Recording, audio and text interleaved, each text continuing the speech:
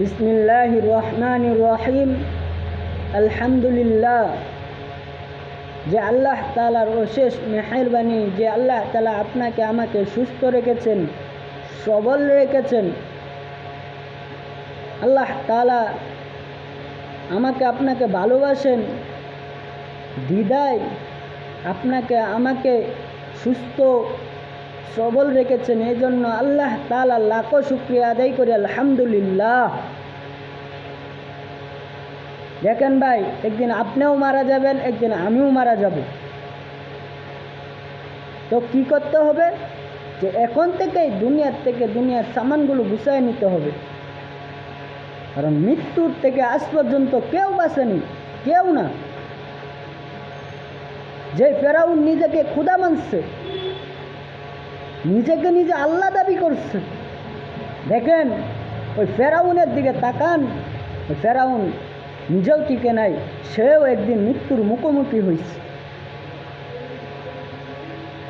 আমরাও একদিন মৃত্যুর মুখোমুখি হব।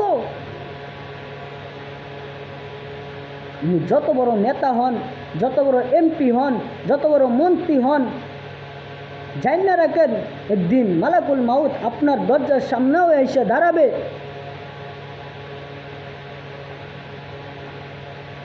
আল্লাহ তাআলা আমাদেরকে একটা নির্দিষ্ট সময় দিচ্ছে।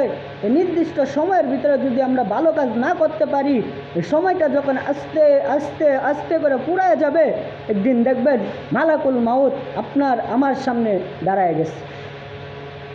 কি করতে হবে? আল্লাহ ডাক এসে গেছে, চলে যাইতে হবে। এত অহংকার কিসের জন্য? কত বড় বড় বিল্ডিংওয়ালা, 7 তলা 8 তলা 10 তলা 11 তলা 100 তলা বিল্ডিংওয়ালার মালিকও ওই ভাঙ্গা কবরস্থানে পইরাস, বাজারের কবরস্থানে পইরাস। দেখেন, তাকায় তাকায় কিছু শিক্ষা নেন।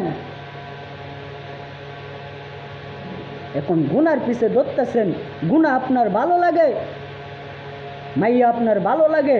অথচ আল্লাহর রাসূল সাল্লাল্লাহু আলাইহি ওয়াসাল্লাম বলেন, বেগানা মহিলার দিকে না তাকাইতে। তুমি বেগানা পুরুষ মহিলার দিকে চোখ পড়ে গেলে সাথে সাথে চোখ নিচু করে আল্লাহকে, আল্লাহ রাসূল বলছে। অথচ আপনার আমার দিকে তাকান যে আপনার আমার চরিত্র কেমন। আল্লাহ রাসূলের কথা মানতেছি না, আল্লাহ আপনার উপর আমার উপর আযাব দিবে না কেন? এই জন্যই তো আযাব আসতেছে। আমাদের গুনার ফলাফল বেশি হয়ে গেছে, গুনার পাল্লা ভারী হয়ে গেছে, যার কারণে আল্লাহ তাআলা মাঝে মাঝে একটু টাচ করে। তো ভাই, এখনো সময় আছে আমার আপনার। চলেন আল্লাহর সব গুনাহ থেকে গুনাহ ছাইড়া দেই, আল্লাহর ইবাদতে মগ্ন হই। অহংকার করে কি হবে? অহংকার পতনের মূল। ভাই, অহংকার করে কোনো লাভ হবে না। আপনার টাকা বেশি হয়ে গেছে, গাড়ি বেশি হয়ে গেছে, ভাই এত অহংকার করে দেখবেন, এত অহংকার আপনার সব পড়ে রবে। আপনার বাড়ি, আপনার গাড়ি, আপনার টাকা, আপনার ছেলে মেয়ে বউ বাচ্চা সবাই দুনিয়া থাকবে, কিন্তু আপনি চলে যাবেন। সব দুনিয়াতে পড়ে থাকবে। আপনার ছেলে আপনার সাথে যাবে না, আপনার মেয়ে আপনার সাথে যাবে না, আপনার টাকা যাবে না, আপনার গাড়ি যাবে না, বাড়ি গাড়ি টাকা পয়সা একটি কবরে নিয়ে যাইতে পারবেন না।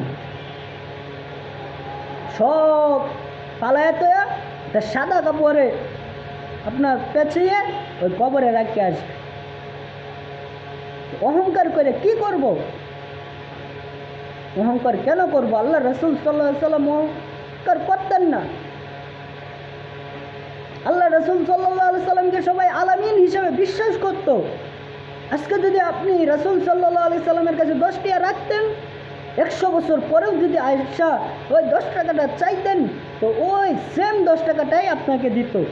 অনেক মানুষ আছে আমার কাছে টাকা রাখে, কিন্তু এই টাকা খায়া পরে আমাদের কাছ থেকে যে 10 টাকা আছে ওই 10 টাকাটা তাকে দিই। কিন্তু আল্লাহ রাসূল এটা করতেন না। যে 10 টাকাটা আল্লাহ রাসূলের কাছে আপনি রাখতেন, ওই 10 টাকাটাই আপনি পাইতেন। আল্লাহ রাসূল এমন বিশ্বাসী ছিল, অহংকার মুক্ত ছিল।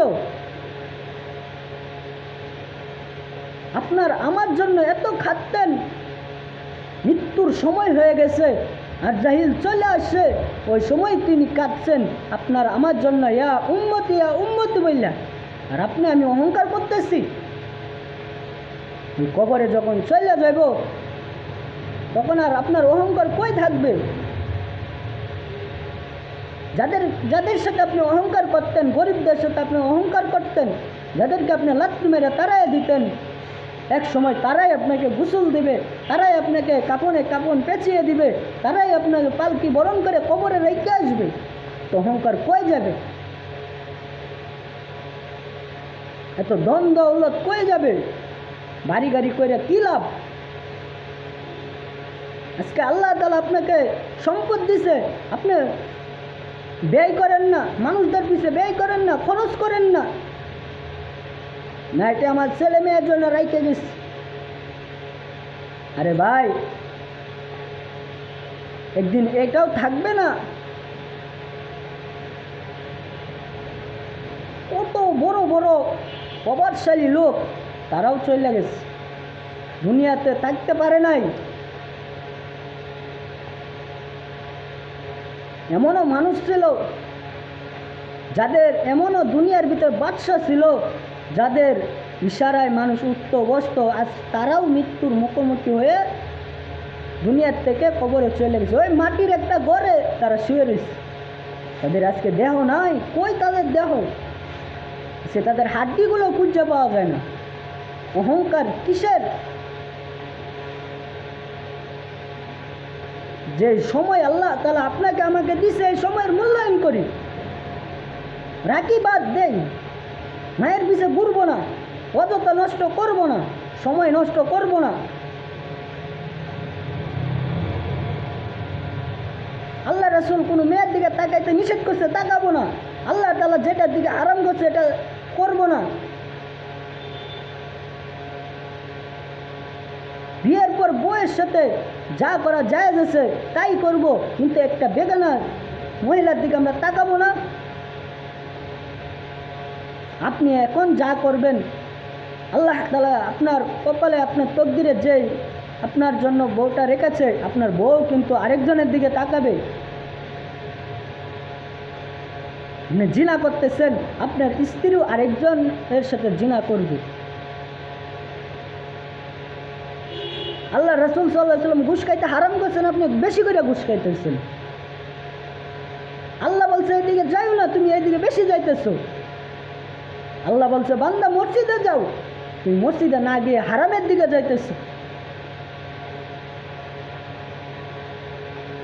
আল্লাহ বলতেছে আমাকে ডাকো, তুমি আল্লাহর ডাক না শুনে তুমি জিনার দিকে যাইতেছো, হারামের দিকে যাইতেছো, ঘুষ খাইতেছো। আল্লাহ যেটি আল্লাহ নিষেধ করছে, আল্লাহ রাসূল নিষেধ করছে, ওই এটি বেশি করতেছে। তোমার আমার উপরে আযাব আসবে না, কার উপরে আসবে? এখনো সময় আছে মুসলমান, সঠিক পথে আসি, সঠিক পথটা খুঁজে নেই। যে দিকে গেলে আপনার রুজিতে বরকত হবে, আপনার ঘরে বরকত হবে, আপনার কামাই রোজগারে বরকত হবে, ওই পথটা খুঁজে নেই। 1 টাকা কামাই করব, ওই 1 টাকাই খাবো, আল্লাহ তাআলা ওই 1 টাকাতেই বরকত দিবে। আল্লাহর ইবাদত এত মজা, একবার কইরা দেখো। মাইয়ার প্রেমে পড়ো না, মাইয়ার প্রেমে পইরা ধ্বংস হয়ে যাবা, কিন্তু আল্লাহর প্রেমে কোনোদিন আজ পর্যন্ত কেউ পইরা ধ্বংস হয় নাই। মাইয়া তোমাকে সেকা দিয়ে চলে যাবে, কিন্তু আল্লাহ তাআলা এত রহিম, আল্লাহ তাআলা এত গফফার, আল্লাহ তাআলা এত রাজ্জাক যে আল্লাহ তাআলা বান্দাকে চাইলে যায় না, আরো কাছে রান্না নেয়। বান্দা 1 পা আগাইলে আল্লাহ তাআলা তার উপর 2 পা আগায় দেয়। তিনি এত রহমান, কিন্তু এত রহিম। চলেন ভাই, আজকে থেকে অহংকার করব না। যে গুনাহগুলো করছি ওই গুনাহ থেকে বেঁচে থাকবো। নামাজ পড়ি নাই, এখন থেকে নামাজ শুরু করব। আগে যা গুনাহ করছি, পিছে যা গুনাহ হয়ে গেছে তা থাক। এখন থেকে তওবা শুরু করব যে আল্লাহ তাআলা, আল্লাহ যেন আমাকে আপনাকে মাফ করে দেয়। চলেন ভাই, আল্লাহ তাআলা আমাদেরকে কবুল করুক এবং গুনাহ থেকে বাঁচায় রাখুক। 5 ওয়াক্ত নামাজ পড়ার তৌফিক দান করুক। বেশি বেশি আমল করার তৌফিক দান করুক, হারাম, জিনা, ঘুষ, ব্যভিচার থেকে বাঁচায় রাখুক। ওয়া আখিরু দাওয়ানা আনিল হামদুলিল্লাহি রাব্বিল আলামিন।